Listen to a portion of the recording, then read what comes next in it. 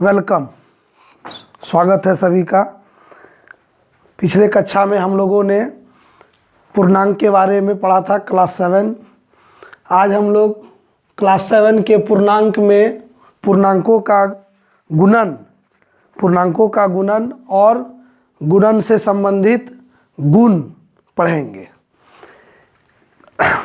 पूर्णांकों का गुणन में दो तीन बात है। पूर्णांकों का गुणन में हम लोग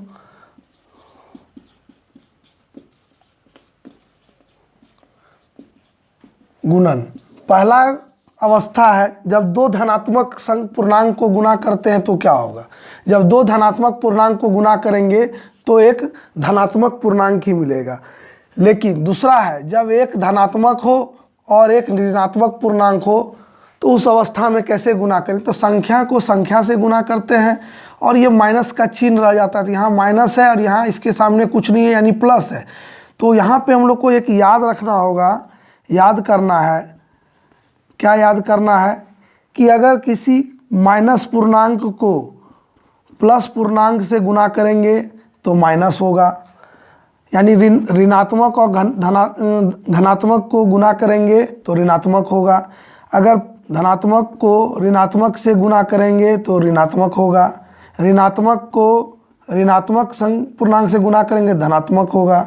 धनात्मक को धनात्मक पूर्णांक से गुणा करेंगे तो धनात्मक होगा। तो हम लोग क्या देख रहे हैं कि अगर अलग अलग पूर्णांक है, अलग अलग जाति का पूर्णांक होगा तो ऋणात्मक होगा। अगर एक ही जाति का पूर्णांक गुणा कर रहे हैं तो धनात्मक होगा। तो ये चीज़ हम लोग को याद रखना होगा। तो यहाँ से इस चीज़ को अगर याद कर लेते हैं तो यहाँ हम लोग को समझ में आ जाएगा यहाँ की ऋणात्मक है और धनात्मक है तो इसका ऋणात्मक होगा। तीसरा है कि अगर दोनों ऋणात्मक है तो उस अवस्था में फिर हम लोग संख्या को गुणा करते हैं और ये माइनस गुना माइनस हम लोग क्या देख रहे हैं, माइनस माइनस प्लस हो जाएगा, धनात्मक हो जाएगा। इसके बाद ये दो पूर्णांक की कहानी थी। अगर दो से अधिक पूर्णांक लेते हैं, -2 गुना, -3 गुना, -4 गुना, -5, इस तरह से कुछ बड़ा रहता है तो इसके गुना कैसे करेंगे। तो इसका गुणन करने के लिए हम लोग 2 3 6 इधर ले लेंगे, ये प्लस हो जाएगा, माइनस माइनस प्लस गुना, फिर 4 5 20 प्लस 20 यानी 120। इस तरह से हम लोग गुना करेंगे। तो ये हो गया गुणन। कैसे हम लोग गुणन करेंगे, इस तरह से अगर 2 4 5 6 10 संख्या भी रहेगा तो हम लोग गुणन कर सकते हैं, यहाँ आप लोग को दिक्कत नहीं होगी। उसके बाद है गुणन के पूर्णांकों के गुणन का गुण में हम लोग को पढ़ना है। हम लोग पढ़े भी हैं क्लास 6 में, हम लोग पढ़े होइएगा समृद्ध गुण, क्रम विनिमय गुण, सहचर्य गुण। ये 3 गुण आप लोग पढ़े होइएगा।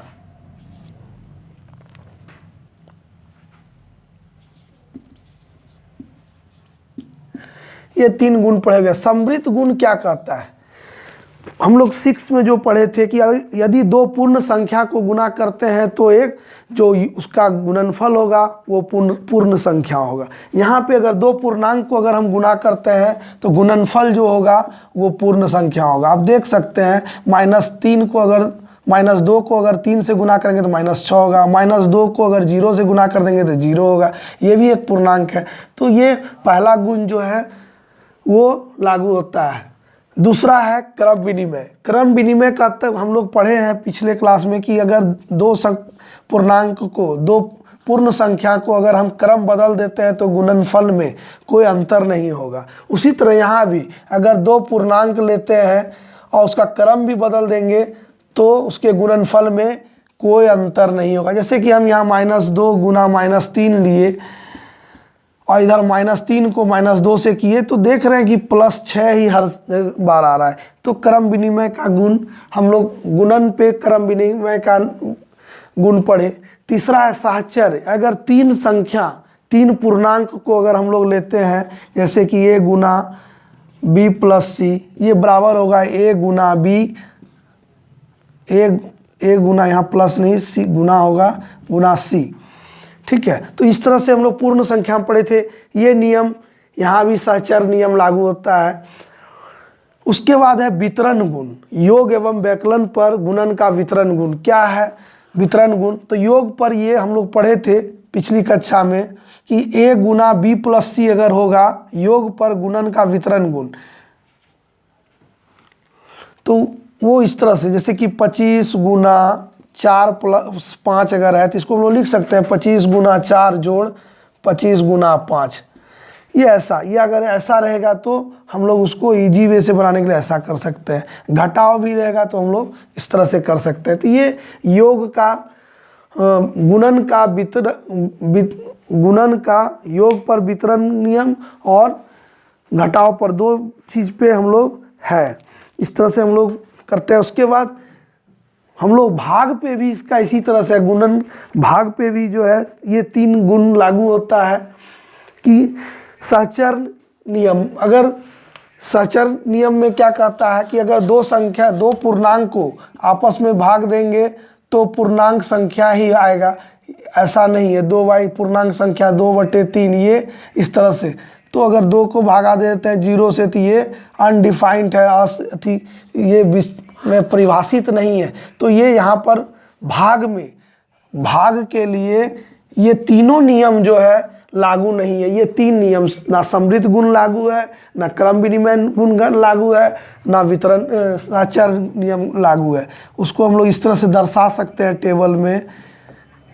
देखिएगा एक बार हम बता रहे हैं, गुणन और विभाजन, यहाँ समृद्ध लागू है, इसमें लागू नहीं होगा। इसमें क्रम विनिमय गुणन में लागू है लेकिन विभाजन में लागू नहीं है। और सहचर नियम जो है गुणन में लागू है लेकिन विभाजन में लागू नहीं होगा। इसके बाद हम लोग को पढ़ना है गुणात्मक तत्समक। गुणात्मक तत्समक क्या है? जब किसी भी संख्या को 1 से गुणा करते हैं तो संख्या ही प्राप्त होता है, इसलिए 1 को गुणात्मक तत्समक कहते हैं।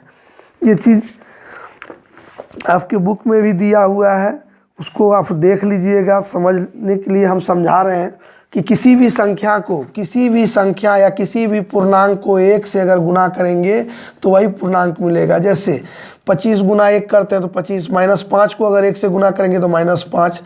उसी प्रकार अगर किसी भी पूर्णांक को 1 से भागा देंगे तो वही संख्या प्राप्त होगा, वही पूर्णांक प्राप्त होगा।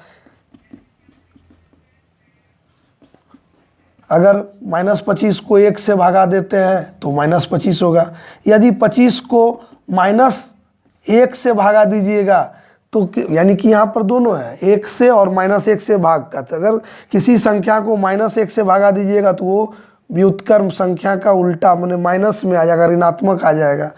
इस चीज़ को ध्यान में रखेंगे। उस गुणात्मक तत्समक के बाद हम लोग विभाजन का भी नियम हम आपको समझा दिए हैं। इसके बाद हम लोग प्रश्नावली 1.3 और 1.4 नेक्स्ट वीडियो में करेंगे। आपको अगर यदि मेरा वीडियो अच्छा लगा तो लाइक कीजिए, शेयर कीजिए और सब्सक्राइब कीजिए।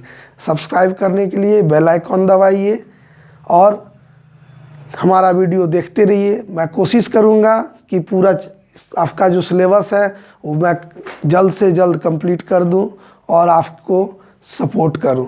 Thank you.